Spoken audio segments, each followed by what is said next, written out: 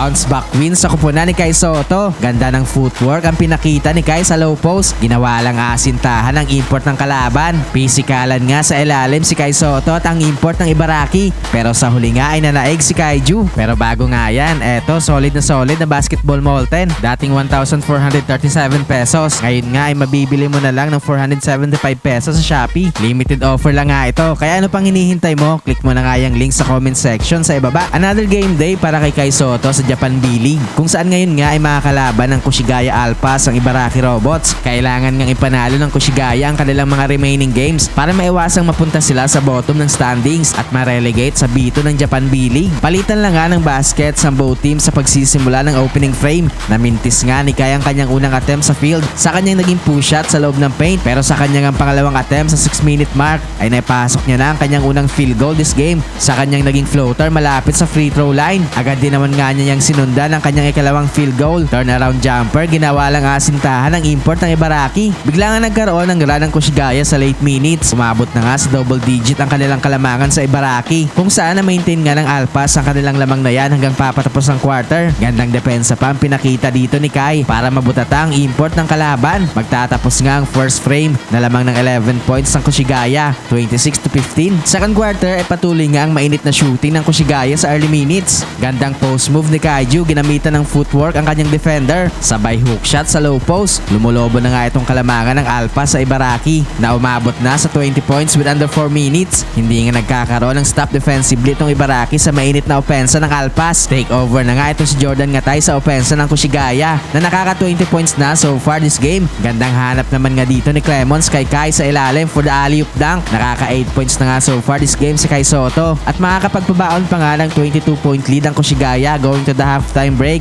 52-30. Third quarter ay patuloy nga ang pagkontrol sa game na ito ng Koshigaya Alpha sa first few minutes. Hindi nga makahanap ng spark sa opensa itong Ibaraki para makapag-generate ng run this game. Gandang touch pass ni Kai Sotto papunta kay Dumbuya for the wide open slam dunk. Ika-4 na assist na nga yun para kay Kaiju this game. Lamang pa rin nga ng 16 points ng Koshigaya Alphas after ng third frame, 68-52. Fourth quarter ay agad nga nagkaroon ng basket si Kai Sotto sa kanyang mid-range jumper. Panis nga ulit dyan itong import ng Ibaraki. Ginawa lang asintahan. Isikalan pa sila dito sa pagkuha ng rebound pero nanalo nga dyan si Kai Sotto. Though entering the halfway mark nga ay paunti-unti na nakakahabol itong Ibaraki Robots. Naibaba nga nila sa 11 points ang kalamangan ng Koshigaya pero hindi nga na-maintain ng Ibaraki ang kanilang run na yan. Bigla nga ulit uminit sa opensa itong si Jordan Ngatay na patuloy ang pagkana sa 3-point line. Hindi na nga nagkaroon pa ng big time run itong Ibaraki para makabalik sila sa game na ito. Kaya naman sa huli nga ay panalo ang Koshigaya Alphas kung saan nakapagtala nga si Kai Sotto ng 12 points at 4 assists.